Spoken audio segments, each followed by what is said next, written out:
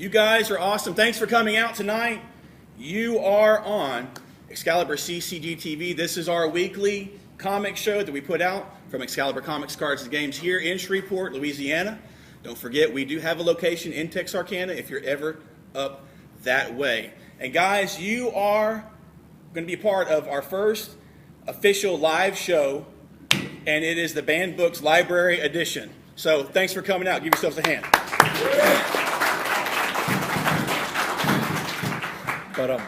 It should also be mentioned for any of you guys who have not been to Excalibur Comics, we are on at 802 East 70th. So that's where you can find us to find great comics.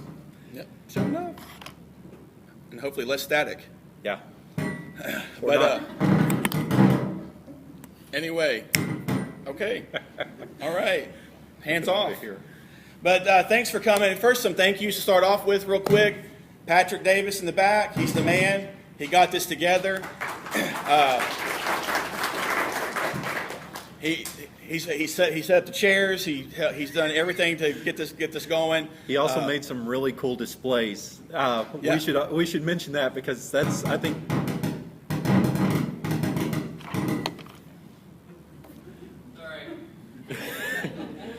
I think there's a little more involved with what he did besides just setting up chairs. So, yeah, of course. Give me a chance, man. I'm just moving on.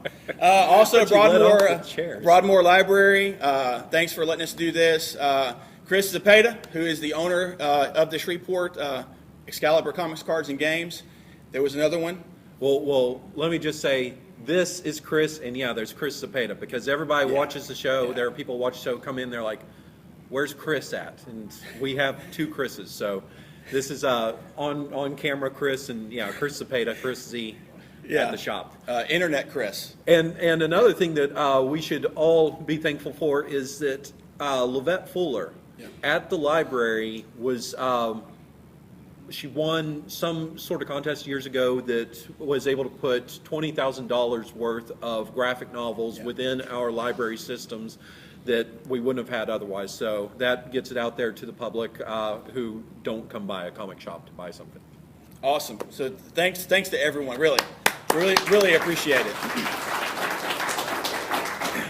For anybody who's come in since we started, we're going to have several giveaways. So make sure that you've written your name on a little piece of paper and dropped in that box back there, because we got several things we're going to give away, and we want you to have a chance to win. But that's enough of all that, guys. Are there any comic book fans here in this room right now? Awesome. We love comics. We talk about it every week. We argue about it. We fuss about it. We dream about it. We write about it. We talk about it. We love talking comics. And that's what our show's about. So if you've never seen our show before, it's about comics. And I talk loud and laugh loud and say guys a lot. A whole lot. So that's what the show will consist of, but it's just about the fun of having comics, reading great comics, and talking about great comics. And we both get super excited about it. So if I feel like I'm coming out my skin, I might be, because I'm just excited about talking about comics. But guys, moving on, we're going to talk about banned books, challenged books, and one of the misconceptions that we've discovered along the way, especially in recent years, is that comics are just for kids. So Randy, am I really to assume that comics are just for kids? Well, you know what happens when you assume. You make an ass out of you. And me. Which is what I said. So, little icebreaker there. Yes, let's go back to that question, and I'll let you answer this. Are comics just for kids? Comics are not just for kids. Comics are for kids, yes, but comics have evolved in the past several years. And even though you may be new to comics, or new to reading comics, you've probably been introduced to many interesting things already. Times have changed. Times have definitely changed. You have a much broader selection of what you can read, not just in characters, but in genres and from publishers. So it's not just about Marvel and DC. It's not just about Superman and Batman and Wolverine and Spider-Man. There's so much more that's going on with comics nowadays. Also, in regards to them being for kids, yes and no. I mean, there still are a ton of great kids comics being made today, but on the flip side of that, there's a ton of awesome, mature, themed adult comics that are hitting the shelf every week that we talk about and that we personally get, and I'm sure many of you get as well on a monthly basis. We saw a lot of comics over the years, I'd say past 20, 30 years, kind of shift and grow up, and they moved away from kids comics and almost to the point of extinction with kids comics. And just over the past couple of years, we've seen a resurgence of that. So you've got this with the I guess eventual moving away from the comic code, people challenging not as we're talking about, but creators challenging what their minds can produce and putting into comics. And so that's great for all of us as adults. But the children were really kind of left behind, and now we'll talk about a little later, but we've seen this huge growth that's way too awesome. Way too awesome. And the thing that's happened is when I started reading, I was 9 years old. That's when I started reading comic books. Started off with G.I. Joe and Transformers because they were available. They were there at the local Walmart where my grandmother shopped, and they were on a rack. And she brought some home to me and has regretted it ever since. Not really, but that's how I was exposed. And in part, we received that exposure so many years ago of comics being in so many venues and places because of the Comics Code. And we're going to spend a little bit of time talking about the Comics Code and what it is and what's changed since that time. Yeah, real quickly, the Comics Code, for those of you guys who have not done any sort of research on this or who are unfamiliar with it, was established, put into place in 1954. The name that's most familiar with the Comics Code is Bill Gaines. He was the editor-in-chief publisher at EC Comics. EC Comics, thankfully for me, over the last couple of years, I've been a little more interested in the history of comics, looking at some of these older creators, and have gotten a chance to discover EC Comics. And they were very edgy, very unique back then because they were taking top name creators, people like Wallace Wood, Frank Frazetta, Al Williamson, Joe and Mary Severin, many people, and they were creating top-notch books that were romance, that were horror, that were science fiction, all different genres. And it was eventually one of these books that caught the attention of the wrong person, and they went to trial over this really kind of a silly thing in which Gaines told people, look, here's this book, they're arguing, you see this guy holding an axe, you see this woman's severed head. He said, yeah, I see that. Is it offensive? No, it could be more offensive if they moved it here, did this, did that, this kind of thing. It's a comic book. It's not going to make people want to go out and kill somebody. However, during that time period, that's exactly what they thought. Pretty much everything was going to make everybody do something insane. So comics were going to lead to juvenile delinquency. And you saw this movement where they put this Comics Code in place. All the different companies, most of the different companies would go submit their books, pay a fee, and have these comics approved so that they could be put out there to the public. That's basically what we had with the code. However, we had certain publishers that would say, no, we're not going to do this. We're going to put our books out there.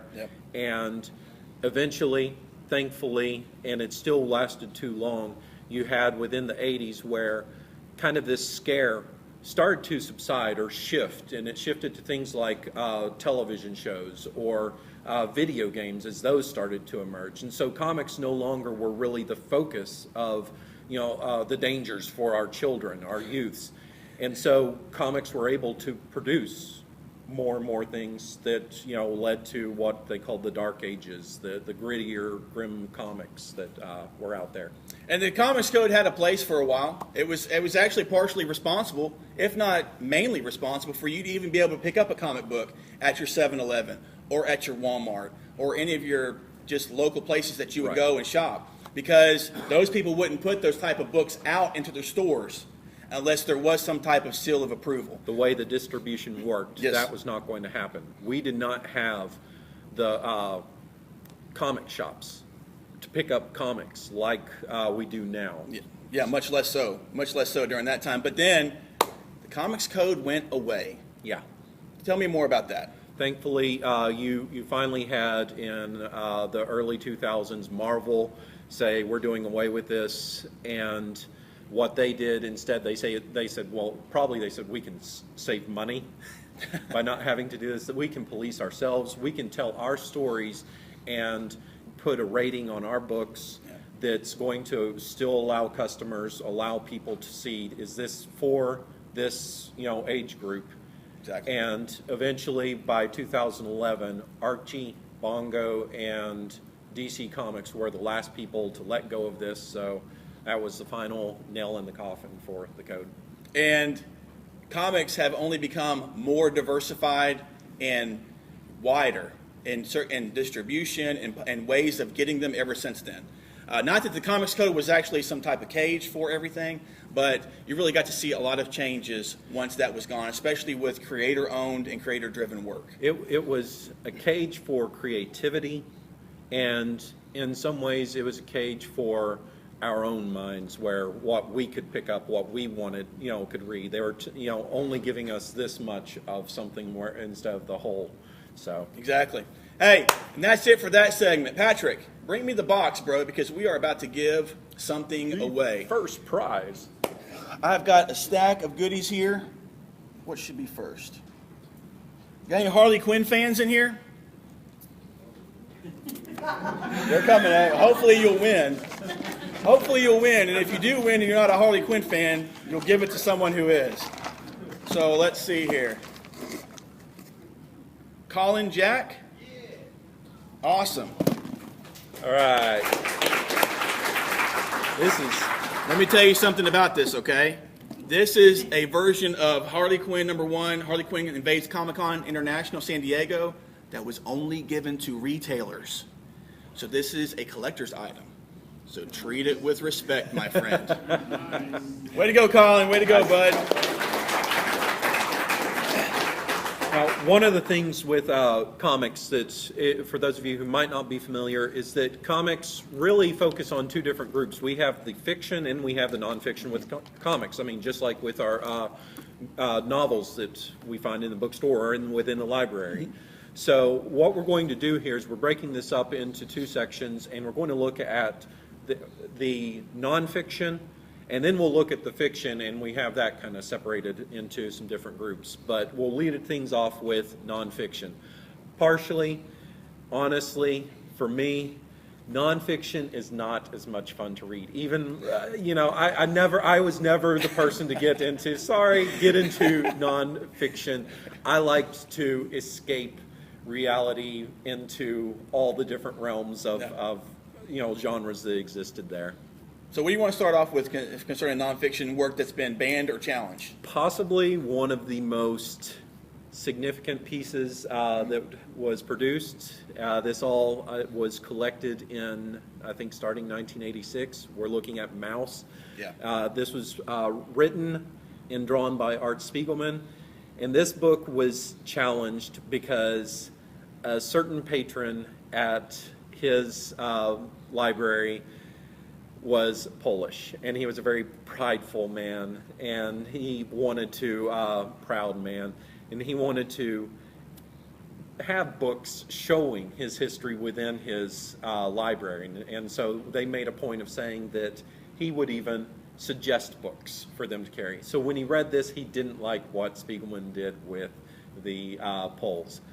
In this book, if you guys are not familiar with it, you have Art going and talking to his father, Vladek, trying to understand the history of what he's been through with the Holocaust. His father was a survivor of Auschwitz, and he has a strained relationship with his father. So this book is just as much about him trying to discover or understand his dad as it is him learning the history that's gone on here. So it's a biography, but it's also historical, and one of the interesting things here is they're looking at the racism that existed within among the Nazis and the Jews, but they're also looking at just kind of the blind racism that his father even seems to have towards the Poles and towards other, the Germans and whatnot there. So it's not just a one-sided affair here. The thing that is very unique about this book is that the characters are drawn as animals. You have the Jews are drawn as mice, the German or the Nazis are drawn as cats, and the Poles are drawn as pigs. And that was the big thing that this guy did not like. Did not like being associated with a pig. This is awful. This is terrible. Why would you do that? Don't you know that the Germans called us Schweins? And Spiegelman's response was, yes, I do. They called us vermin. So, we use these, I embrace these two images here to show what was going on. This is a book that I think was a little raw with him sharing this information here. He learned, he said he felt like after getting all this information, he's getting it as his father's dying. There's only like 2 years time in which he's gotten it, and then he takes something like 12 years to write this story.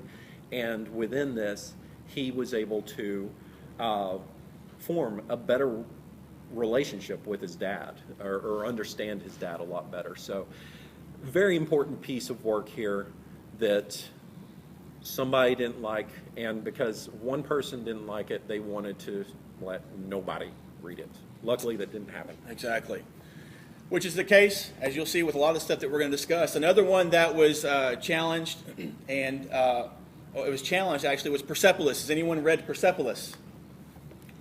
I read Persepolis, and I found it to be a fantastic story. This is about Marjane Satrapi and her youth and her growing up in the Middle East, and her life with her parents that were progressive Middle Easterners at the time, back in the 70s, 80s. Late maybe 70s, early 80s, Iran during that time. And having read this, there were so many things that I could, as she's telling about her story, there were so many things that I could relate to personally. And this wasn't drawn with animals. This was drawn as people being regular people, but more in a young or like childlike form. It's very minimal style. Very minimal style, yeah. It's very minimal style, but tells the story adequately and without being, in my opinion, too grotesque or gross. Yeah. And one of the main reasons why it was challenged was because of a scene in the book where some friends of the family were actually in prison, and they had told Marjane about their torture while being imprisoned. And one person was actually burned with an iron, and she had a completely different perspective or idea of what an iron could be or do after that point. But during the course of the book, it wasn't Freddy Krueger style burn. No. You weren't going to see anything gory, disturbing, or just outlandish. And it really defeats the purpose of what she learned. But someone challenging that really defeats the purpose of what could be learned by actually reading the rest of her story in particular, about life, about her faith, about the changes that she experienced as she saw all these things happening around her. And I really liked, in this particular story, what she wrote is there were so many scenes where as a kid, she was like trying to one-up everything. She was around a bunch of people, and, well, they didn't have friends with their family that were tortured, so that's the story that I can tell because they don't know anybody. There were several different instances throughout that story where you could tell that it was her youth coming through, and she even wanted to portray the story as someone young, experiencing that growing up and expressing that. And I thought it was a beautiful story. You should read it if you get a chance, if you can find it here in the library or wherever. I think that your eyes will be open to many things. But the reason for it being challenged, you've probably seen worse at home, killing a mouse or something, right, to be honest with you. That's one of the things that this was on a school reading list, seventh grade reading list, and some people objected. The students, I thought, very wisely pointed out that within their lessons taught at the school, current event lessons, they're seeing more graphic images there than what is depicted within this story. The other thing is, yeah, a lot of these children within this particular district came from some low-income families where they kind of have worse going on in their neighborhood, or just as bad as beatings and shootings and the profanity that goes on. So it was one of those things. They said, look, we can handle this, and I like that it was a grown-up answer. It's not like, oh, this is forbidden and I have to read it. They're like, we can handle this. You guys give us worse. What's next for you? Well, I was going to mention one of the things with that that's interesting with this book and the next one that I'll talk about is that before that, Margie, however you want, that's as she's called in the book, she is a very proud Iranian woman, and that's really important to make note of, because she explains like how grand and great her history is, but also how terrible it is in that they've had so many invaders in her country that it's really tried to, muddied up the water there, and they've lost kind of a sense of who they are. And so that's one of those instances where you see with her, it's unfortunate that as, this book, as he mentioned, it's her growing up. As she grows up, she makes this unfortunate decision that though she loves something, she can't hold on to it. She has to kind of let this go, let her, family and her culture go and move away, because it's lost itself. And that's very similar to another one of the challenge books, Blankets by Craig Thompson. And any readers of Blankets here read this real good book. Blankets to me is, of these three, the writer artist is much more so an artist. He's got more talent than the other used very minimal style with it, and his is very grand. And you can see that. What's Habibi? Is that? Yeah, you can see that with his next novel that he put out. Just a whole lot of talent there, that he's relying just as much on the art to tell the story, whereas the others might use pictures there, but in the words are, have most of the volume of the story. With Blankets, it's much more of a traditional kind of story that many of us have probably gone through, where it's a fellow who goes throughout his life, has a very religious life, and that involves very strict parents. It involves him going to different Christian camps, all these different things, and it's all fine and dandy pretty much up until the teenage formative years and the girls hit. And suddenly, with this challenge of having that first love and trying to hold to the standards of what he feels Christianity is, things are butting heads there. And so eventually this is a story of growth as well, where he's talking about what he learned, what he's had to say goodbye to, which is more than just saying goodbye to religion within here. But this is one of those stories that people didn't like the sexual overtones in it, and it's someone's autobiography. If it's there, and it's a very important theme to the book, it's going to have its place. And again, it's going to be one of those things that hopefully as a mature person, you read it, but you don't sit there and go, this is all I can focus on now. I'm not paying attention to any other part of this guy's story. I've just focused in on this one part. That's where you've just lost the significance of what this book is trying to tell you. So it's one of those that it was almost more like a Joe Everyman story, because I feel like most of us have kind of had something like this in our lives as we've grown up. So it's a lot more familiar. You can say, oh, that's me, or this was very similar to me. Whereas Persepolis, their culture is so different that we can't. It's very hard to imagine us living in that world. Anybody here fans of Van Halen, or used to be fans of Van Halen? Anybody know where I'm going with this? Because when he mentioned the girls, anybody know what I was thinking? David Lee Roth? Or maybe David Lee Roth? Girls, girls, girls. Was that That's Motley Motley Crue? Crue. Oh, man, I was way off. Wow. Yeah, Pop for Teacher, yeah, is what I've heard. Blame it on my stunted growth. There we go. He came from a very strict family. so There he we go. can So that's look the at reason it. why I had it all mixed up. I knew they were rock stars and someone did it, so I was just going to keep throwing darts at that board. That's it. That's it for the nonfiction section. Well, you had a... Yeah, I'm moving on. Oh, you're not? I'm moving on. All right. I got another moving giveaway. Got another Moving on. giveaway here. Let's see. Anybody a fan of Western horror? Western horror.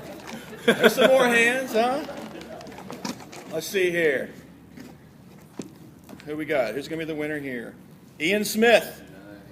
The Sixth Gun, baby. on. Very good read.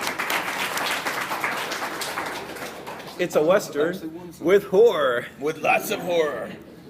Cool story, though, man. I hope if you haven't read it, I hope you enjoy it. Now, there's not a lot of focus on the next section here. There's a little bit because this has been one of the top 10 most challenged books. We're looking at some of the kids' books that are out there, and we're looking most specifically at Bone. Bone, to me, you ask me one of your, what are your top 3 favorite stories? Bone is one of my top 3 favorite stories. Love this book. It's one of those where the characters, it's deceptively simple. It looks simple, but that art is not. There's a whole lot more to it.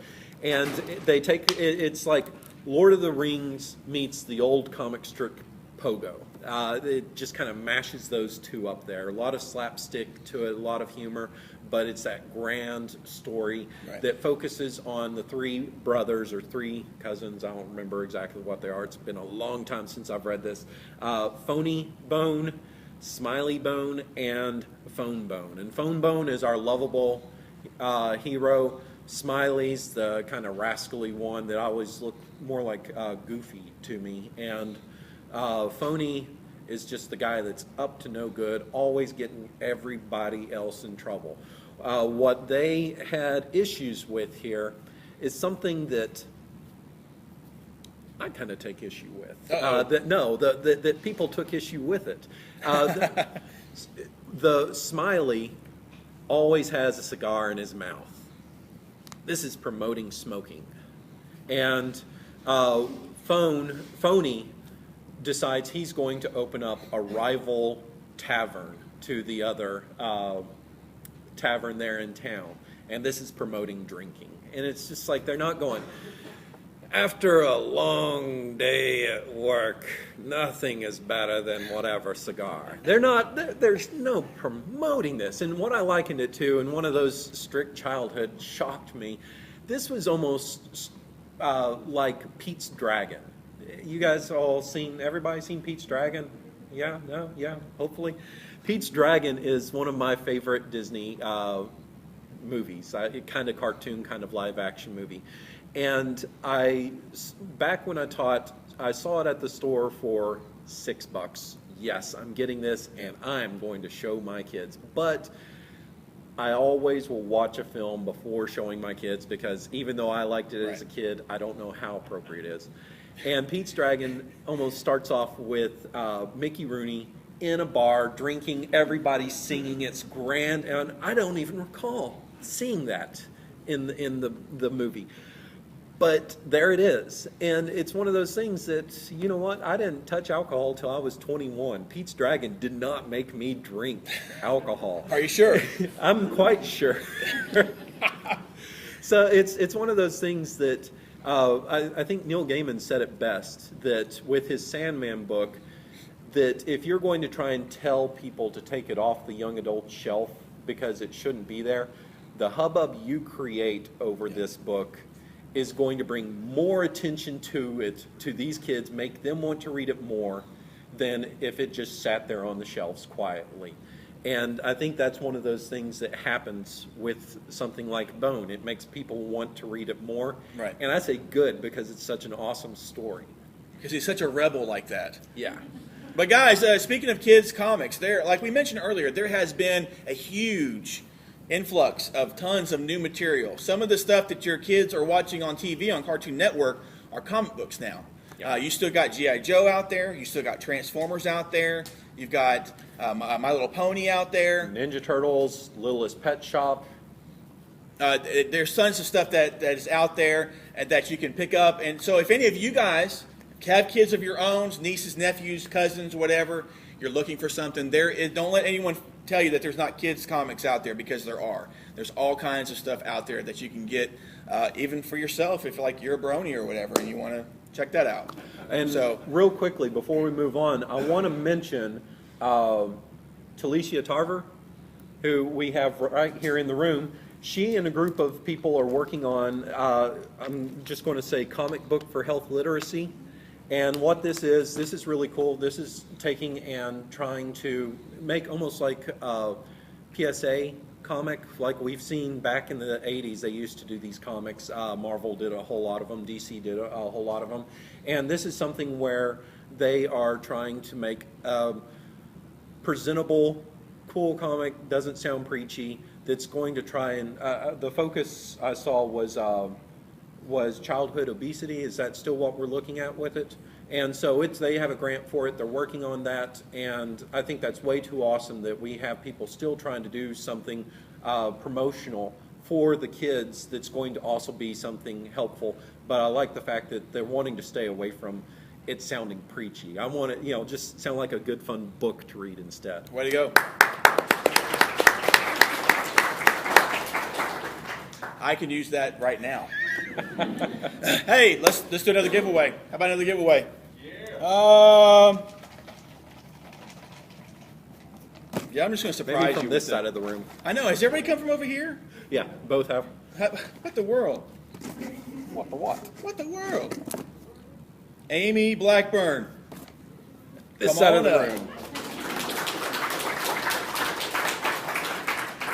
Amy, this was one of my favorite series from last year. It's called Buzzkill. Focuses on a superhero that gets his powers from drinking alcohol. Come on! And what better way to segue into talking about superheroes than that? Hey, Colin, who's your favorite between Wolverine and Deadpool? Who's your favorite character? Wolverine. Randy, let's talk about the differences between these guys. Okay, well, it's not so much the difference between Wolverine and Deadpool. They're very similar in what you'll see within their books. It's the differences between characters like Wolverine and Deadpool and Spider-Man and Batman. Both those books, if you go to the comic shop, you're going to see Spider-Man and Batman with a T or a teen rating on them. You're going to find that the Wolverine and the Deadpool comics have a parental advisory label on theirs.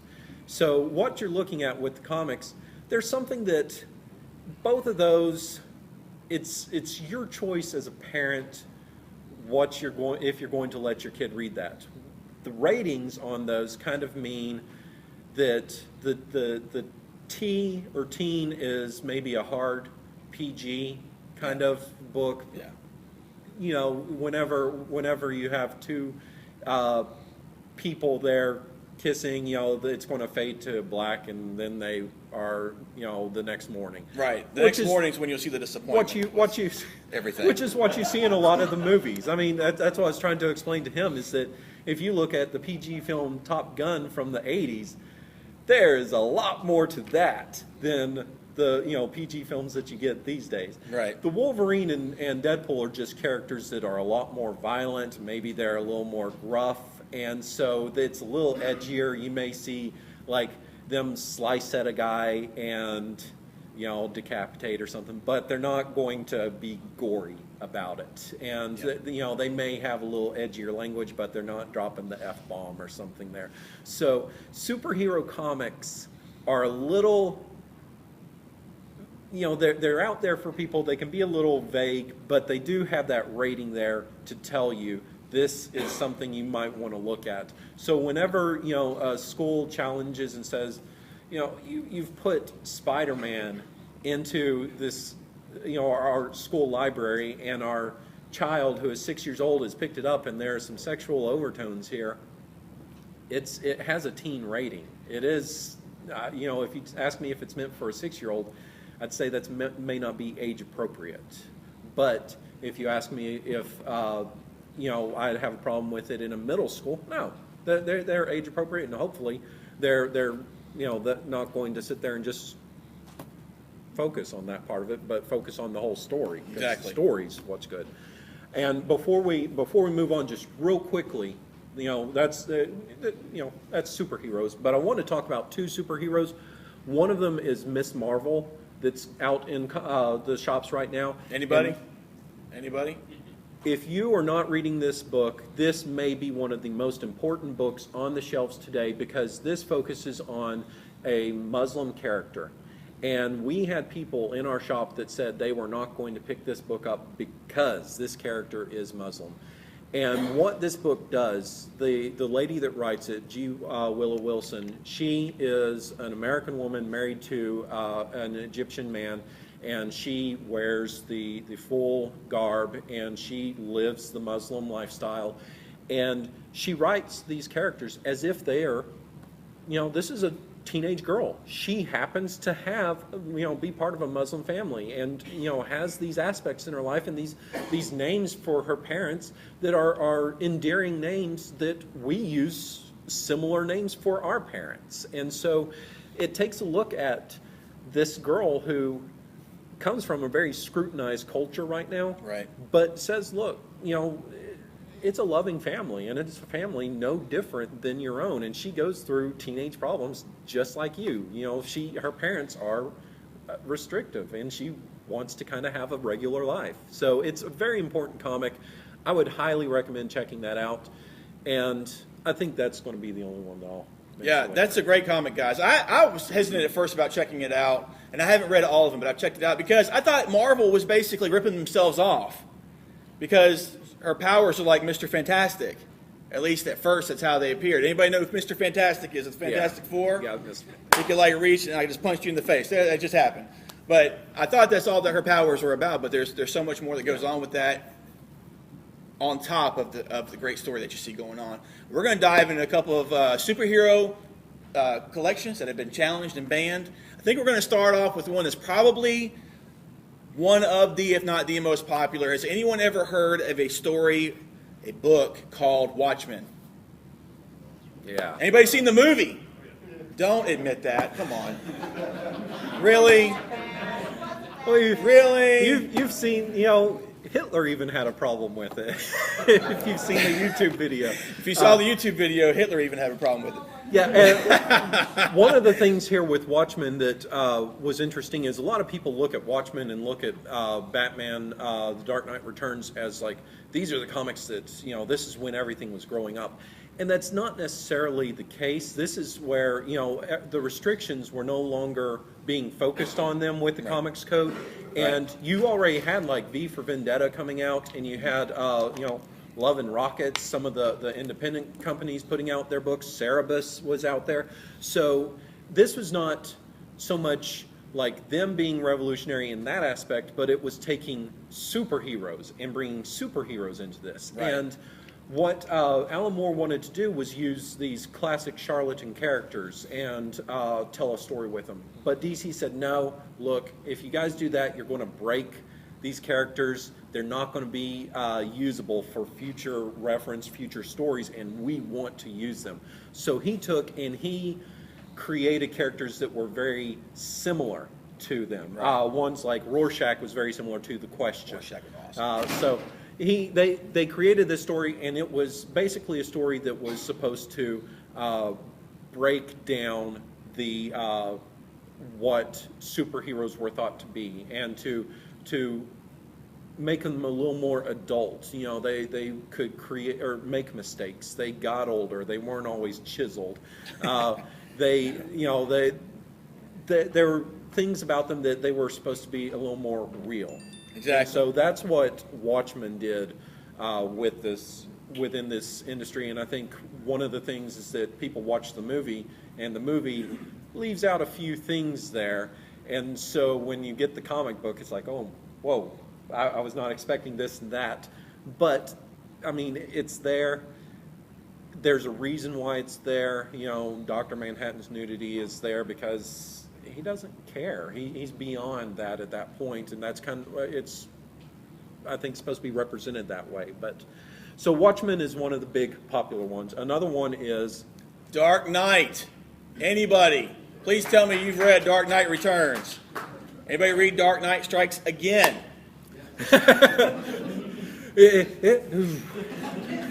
Even still, what Randy said is true. You got to be introduced to what superheroes could be, and so many people were looking forward to what Batman could be. Anybody knows Frank Miller, you know that it's just chisel and grit and just murky, a lot of murky stylized work that he can do with both his writing and his art, and he presented that so awesomely with The Dark Knight Returns and The Dark Knight Strikes Again. There's a lot of bullying, I guess you could say, for The Dark Knight Strikes Again because it to me, and to some others, maybe not anyone here, but it just wasn't what The Dark Knight Returns was. I mean, come on. Even by that point, everybody wanted to see, in 1986, Batman beat the mess out of Superman. It just had to be seen. It had to be seen, and it was done. No way it could happen. It was done gloriously. And then we got to see in the Strikes Again, we got to see everybody come together along with Batman to take down Lex Luthor. Yeah. And we got to see that happen. Of course, things that were challenged with these series was, well, I'm gonna be honest with you, there's sexism, there's cussing, the violence. I'm not so sure about sexual overtones so much as the other items that I mentioned. Right. But that is understandable. And again, we go back to age-appropriate reading.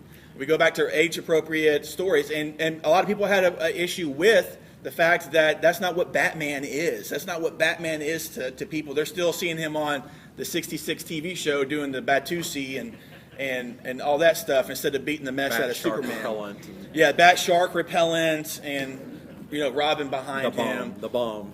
Exactly.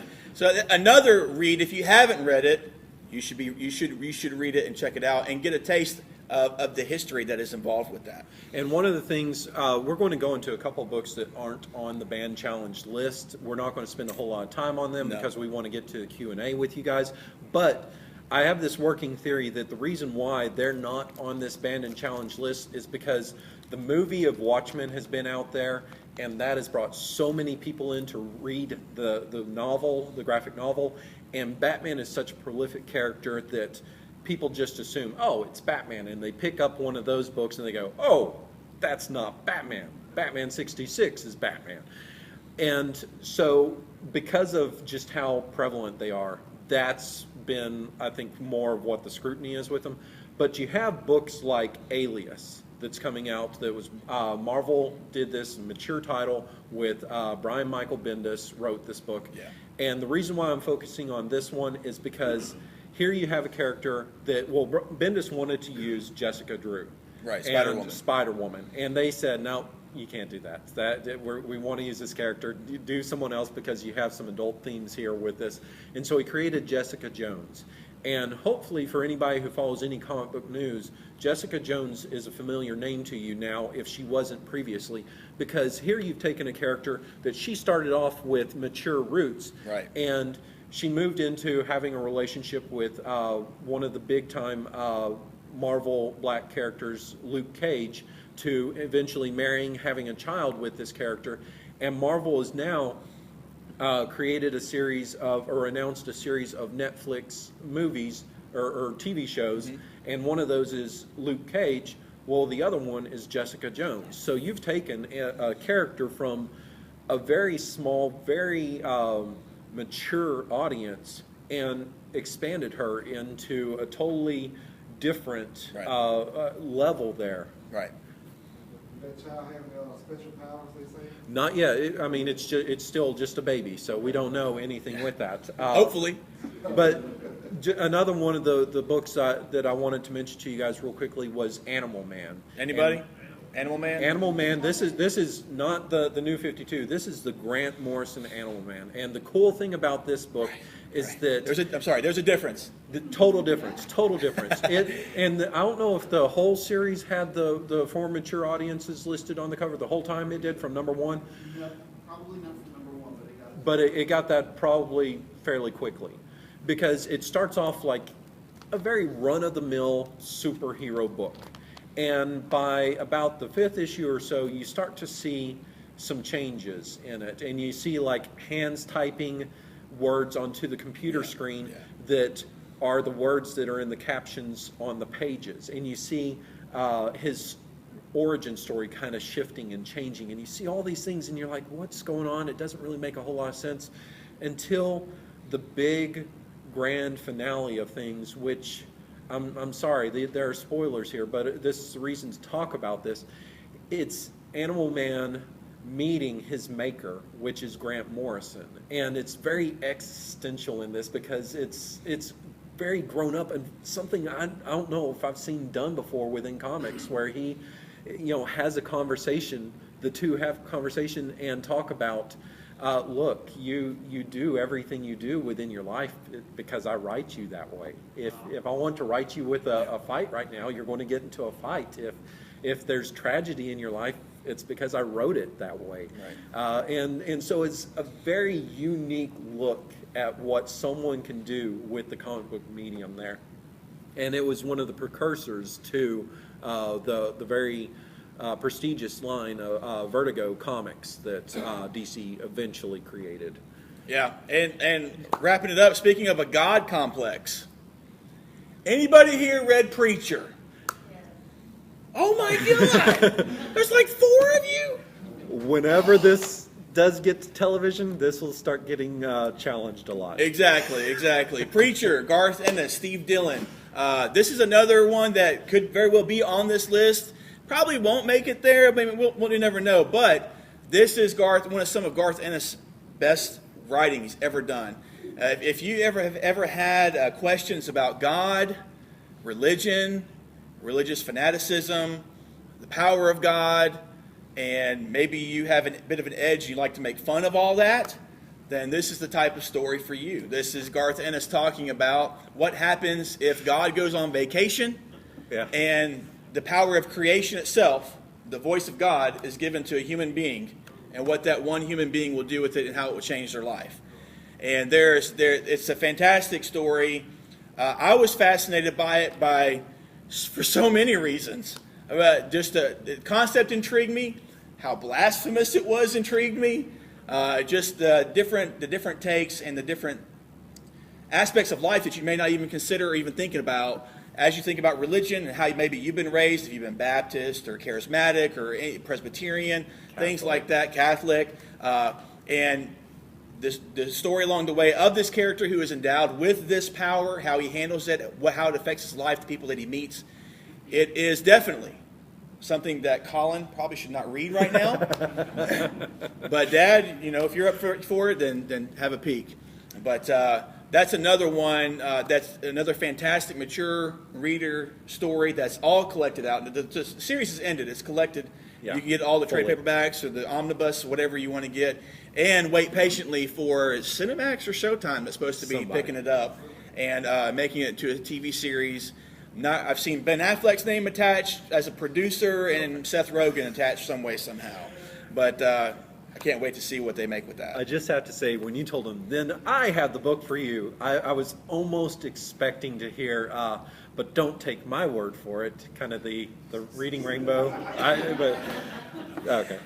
I never saw that, so. Yeah. My heart just broke. I died. But comics were what helped me learn how to read. So there we go. Real quickly, just a few minutes before the Q&A here, we want to try and play a little game here and see if we can guess, give us a genre there, and we want to see if we can give you a comic or a title that's out there that maybe you don't know about or the rest of the people don't know about. Because Image and a lot of these companies, Dark Horse, Oni, Dynamite, Boom Studios, IDW, are producing all of these comics right now that just cross all different types of genres. Is there anybody here not reading comics? You don't read comics? Maybe you watch the television shows or... movies. I am looking at you, ma'am. Do you read comics? Okay, I'm gonna start with you then. Okay, what is your favorite genre? What is your favorite? What do you like to read? What do you like to? What kind of stories do you like to read, or even watch?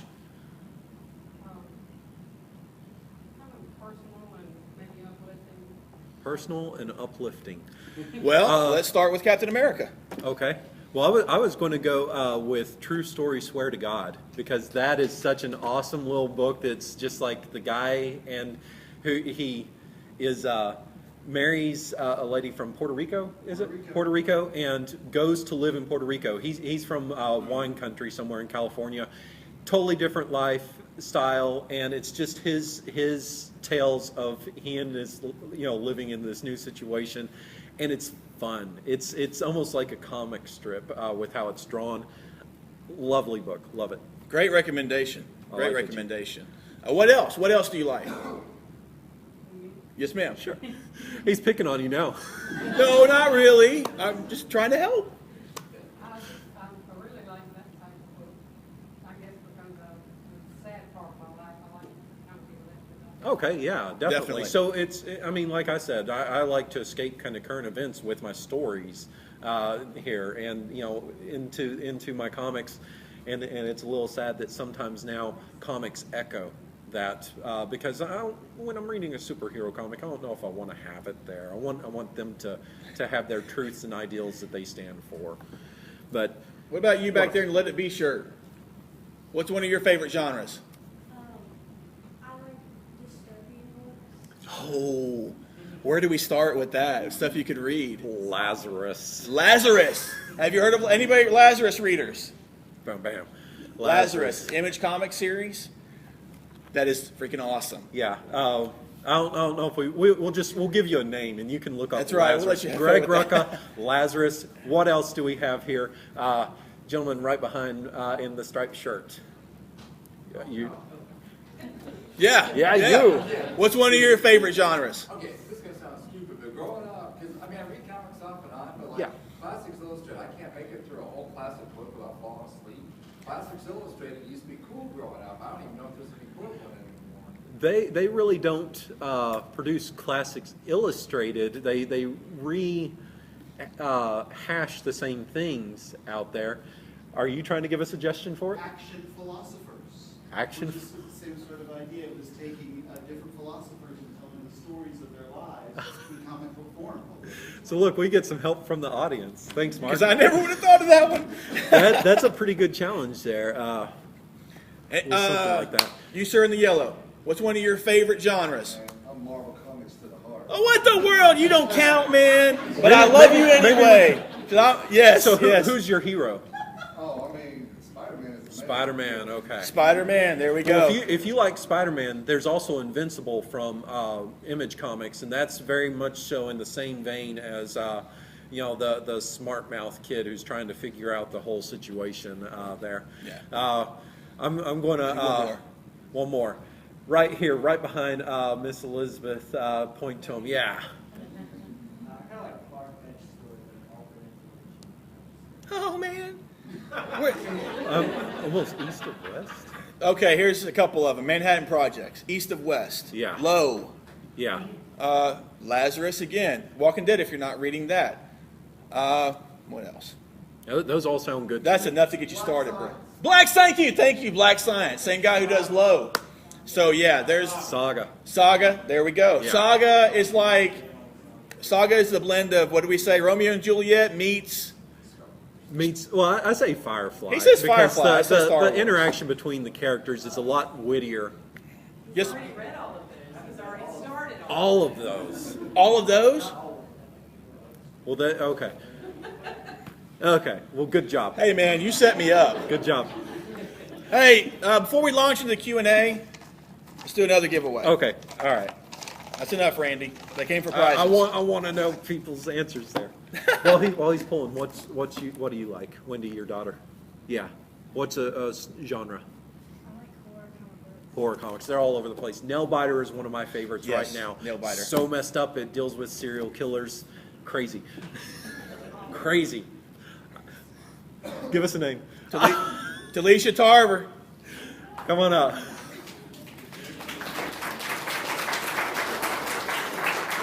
If you like the blend of science fiction and Western, this right here, Copperhead, brand new book that just came out, loved it. We loved it. We talked about it a lot on the show. Yeah, Couldn't recommend it enough. lots of praise. And that's it, huh? All right, give us crazy questions. If we need the microphone, I don't think we need the microphone. I think we're good. you guys can talk to us.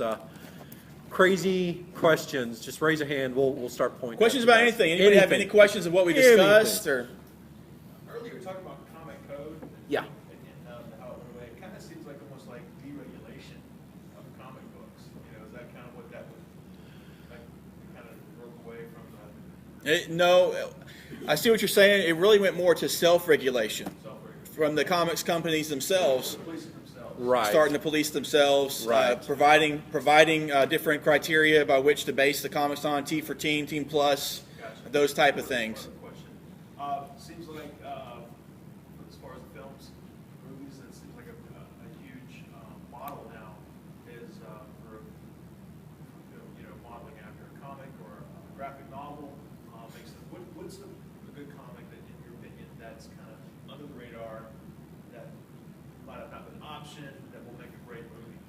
Ooh, a good comic under the radar, not option. We were kind of talking about that earlier today. Yeah. I was gonna. Well, look, just a great one that it still hasn't really hit the big time. Has been option a time or two that you should check out if you want something unique and different. Someone out there, Chew from Image Comics. Yeah. Have you read that? I'm All right, you know what I'm talking about. going to go in a slightly. Hold on, let me tell him. Chew, let me tell him real quick. Chew is an alternate Earth that's very much like our own, except for the swine flu. No, it was an aviary thing with chicken. Chicken, yes. There's the chicken, the whatever version of the Chicken chicken is flu. now outlawed. It's illegal. It makes chicken outlawed in the entire world, and the most powerful government agency in this particular world is the FDA. And the unique aspect of this world is so much of it is real, like our own, but there are people with different empathic abilities. And Tony Chu, who's the main character, he's a sebopath.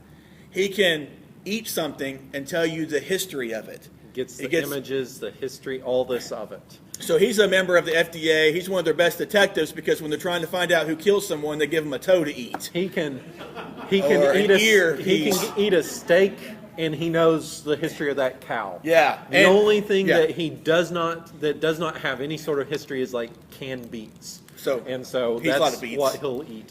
No, I was going to go with, they tried giving us a movie that failed miserably and was awful because it did not stay true to what the comic was. They gave us Whiteout with Kate Beckinsale that was awful. But Queen and Country is an amazing book that could be a TV series where it deals with the SIS that they do undercover work out or field ops work. So it's the British agency going out, and they have the minders that have to do the field work, report in, and it's very true to life in that some of these guys can't take it. Some of them, it just wrecks their life. They're self-destructive, and some of them die on the job. But it is a great book that's out there that happens to be written by who? Greg Rucka. Greg. This guy's a Rucka fan, in case One you of my didn't know. favorite writers. So how's that? Is it? Yeah. Yeah. Awesome. Over here. Going off this question about Yeah. stuff that might become TV series, I've heard stuff about Lock and Key. Yeah. They're trying to make it into either a show or a movie, but I've heard it's had a lot of problems. Bye, Mark. Thanks for the suggestion there. Action philosophers. Check it out. Yeah, I've heard that too. A lot of the stuff that we would love to see come to screen, a lot of it is in the initial phases of it, but then it never sees the light of day Yeah. and it gets buried under a contract for 2 years until 2 or 3 years or whatever length of time until it's up, and then somebody else that can re-option it and try to go there. But I haven't heard any more development or moves on that front. Well, one of the good things with that, and for everybody who, if you're not familiar with Lock and Key, the writer is Joe Hill, and Joe Hill just happens to be Stephen King's son. So there's some good chance that there's going to be some sway with that can help get this done. But yeah, that's I've heard that for some time now. Hopefully with the comics finishing, they can actually get that underway now. Yeah, if they don't hold Under the Dome against him. Any questions? John. Oh, sorry. We'll come to you. Okay. John? I was Or gonna not. say, Promise. going back to your previous discussion, what do you guys think of Transmetropolitan? How does that fit in with all this? I Pure love awesomeness. Transmetropolitan. Actually, the coolest thing about Transmet for me was that they took an issue of Planetary and had Spider Jerusalem in there. And any of you guys who don't know Transmetropolitan, it's just about yellow journalism, and like it is off the wall insanity with this. Yeah. The guy, I don't know if he's supposed to be Warren. Is he supposed to be? Charlie, help me out here. Is he supposed to be Alan Moore or Warren Ellis? He is Warren Ellis, the writer. Well, I mean, when he had all the scraggly hair and stuff, he looked like Alan Moore to me. But Warren Before the Ellis, shave. and Warren Ellis is just one of these guys that his brain functions possibly due to drugs on a totally different level than most people. And so the concepts that this guy comes up with are mind-blowing. And good just stuff. anything that he puts out there. And Transmet is a great one of those, and it's a complete series. I think 60 issues or so. So it is there for you guys that you can read it all in one fell swoop. Have you read Transmetropolitan? Have you? There you go. There you go. That's another one that's out there. That's yes, Awesome. sir. You had a question? Yeah, your opinions on underground comics like from the 60s, like the Freak Brothers and Mr. Natural. I think they're Like, awesome. as a band, or how they related to like regular comic book. Think the Comics Code had any influence on it? I don't think they did, because a lot of those comics you would not see, with them being underground comics, you would not see them in the mass distribution, and that was pretty much one of the major reasons for the comic code, was to strong arm these people into paying them money so that they could be, have the mass distribution of their comics. So without that there, they didn't need to rely on something like that. So they could tell their story as much as they wanted to without, with their freedom.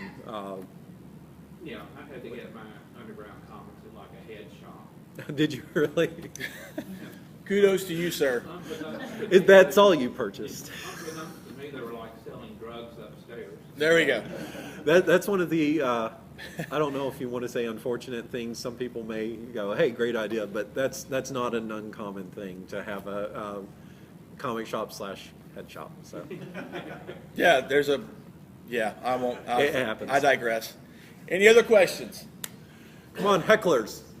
Going back to the TV series idea question, how long do you think before some of these modern image titles like Saga, East and West, Sex Criminals could maybe be a Netflix series or something like that? Very soon. I think that those things could happen very soon, because I was talking with Chris earlier today about that, where I think that right now one of the hot items is having these filmmakers go to independent creators, and the story is theirs to tell. They own the rights. Yeah. They can do whatever they want with these characters, and so they have the ability to put it out there. However, they might sell a lot of options, but sometimes these things never happen.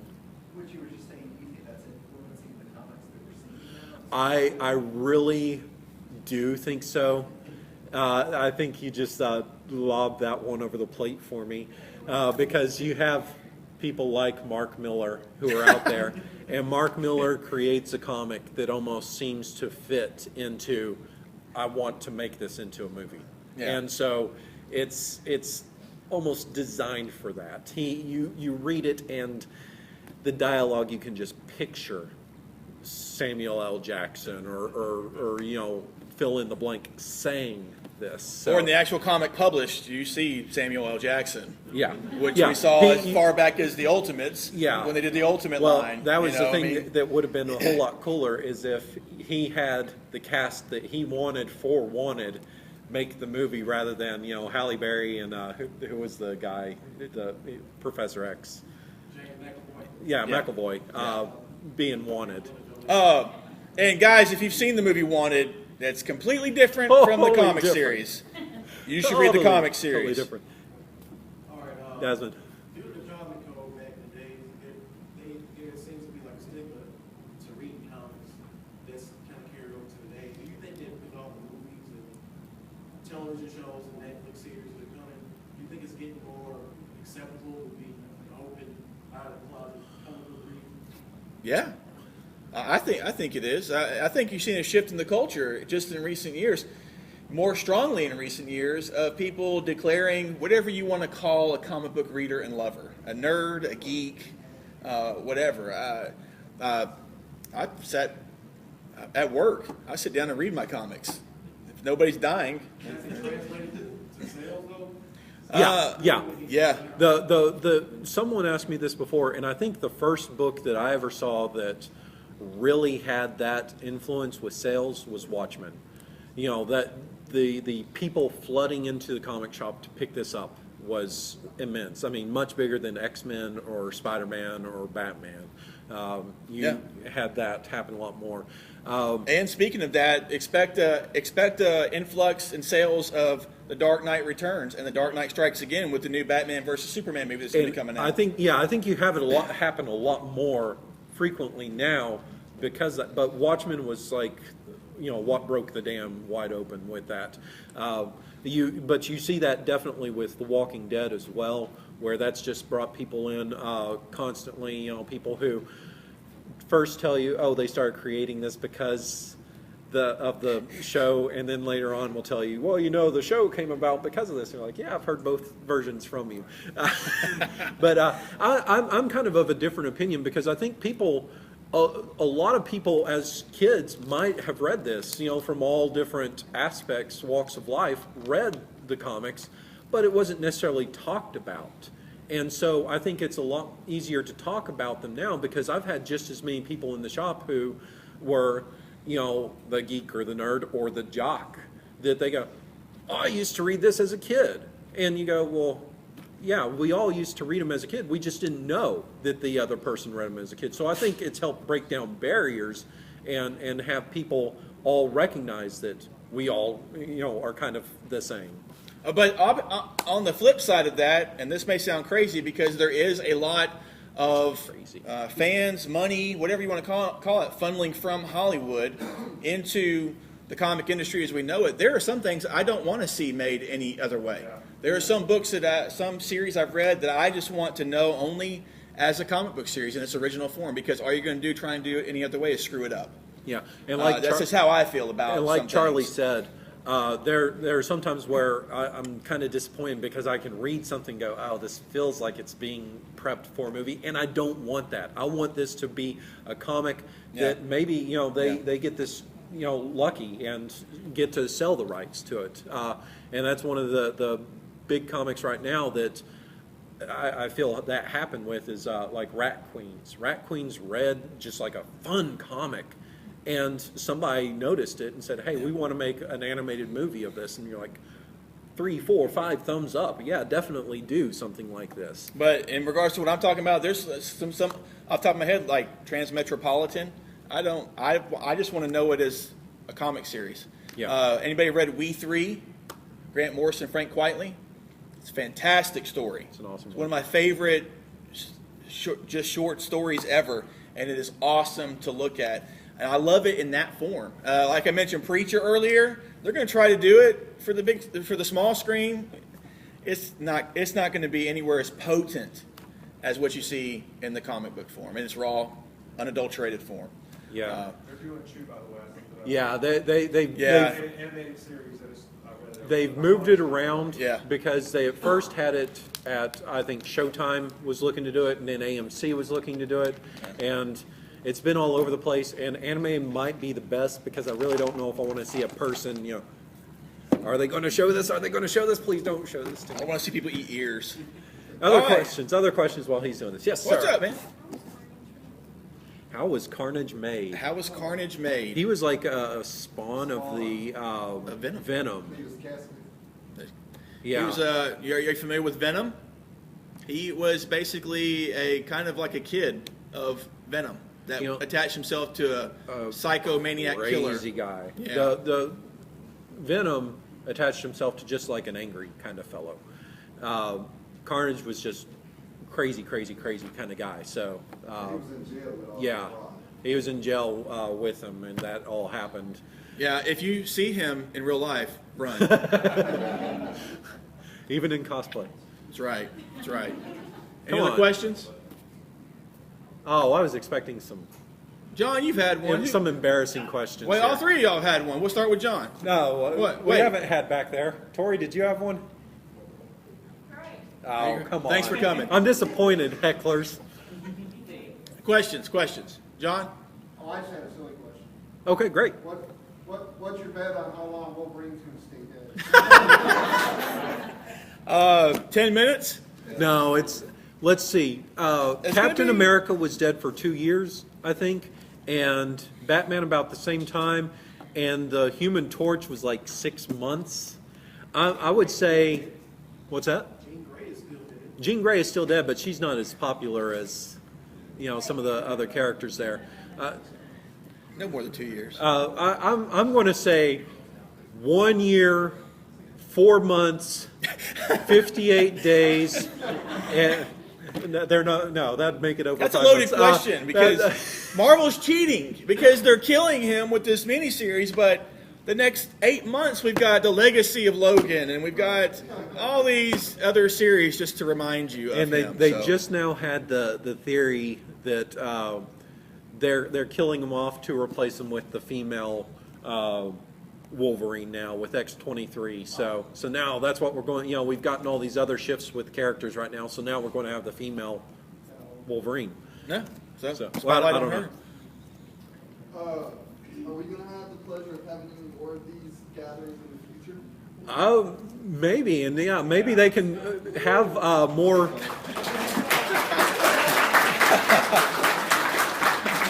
Maybe a little more lighthearted, or on Thursdays when the new information for comics come out, and Fridays are usually when we do our shows. Yeah.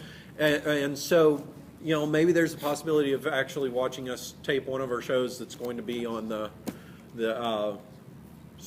next Monday, the following Monday. Yeah, it's kind of a time crunch for us with how we do the show, but we would love to be able to do that at the shop in some form or fashion, especially if awesome folks like you guys showed up and made something like this as enjoyable as you have, because we definitely talked about some not so lighthearted material. Yeah. But hopefully, that's the answer that we can say. Yes. There's no need to be lighthearted this week. Persepolis was just challenged on Monday again. Again! Oregon this time. Oregon, I just okay. don't understand. And let me say, there is a difference between banning something and, banning, challenging something, and being responsible about something, knowing what's age appropriate, what someone should have, for someone of a certain age to read, and saying, I didn't like this, so nobody gets it. You're all going to nobody gets to have fun. I'm going to be the Grinch here. Can you do that again, please?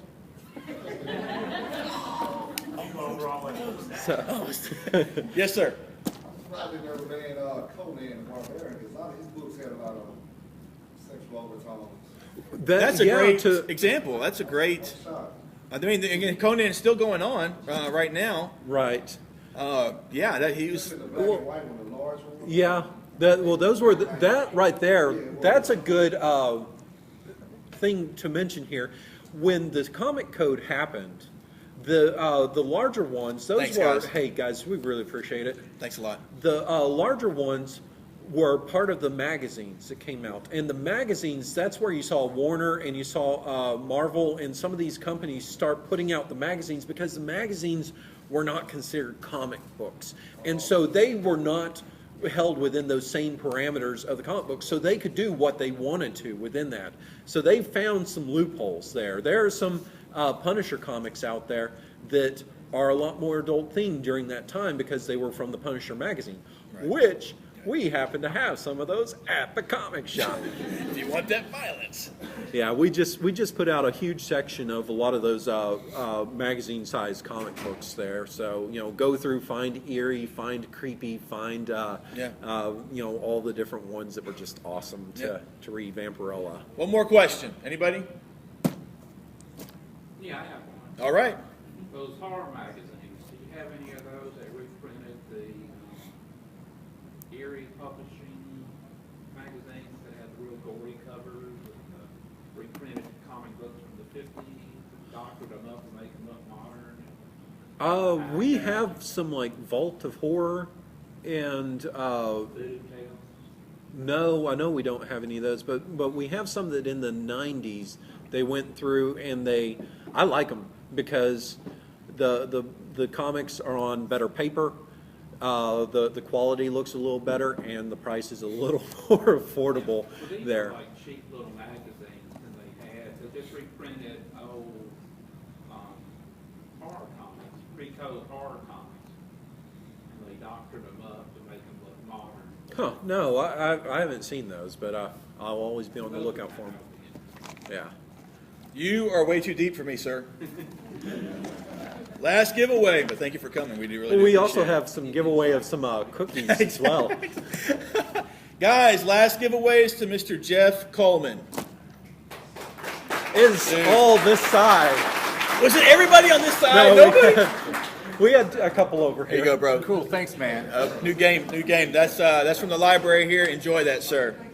Guys, that's it. That's about it. Yeah, if you watch our show on YouTube, on Facebook, or on our website, ExcaliburCCG.com, you'll find that the format's very similar to what we have here. We break things up into sections. We just talk about and have fun with comics. You can listen to the MP3 if you can't stand to look at us for some reason, or you don't have the time and just want to listen to us on the go. You can do that. It's usually about 30-minute episodes that we do every Monday. They're out there for you. Exactly. Thanks for coming, everyone. We We really applaud you appreciate it. guys. Thanks.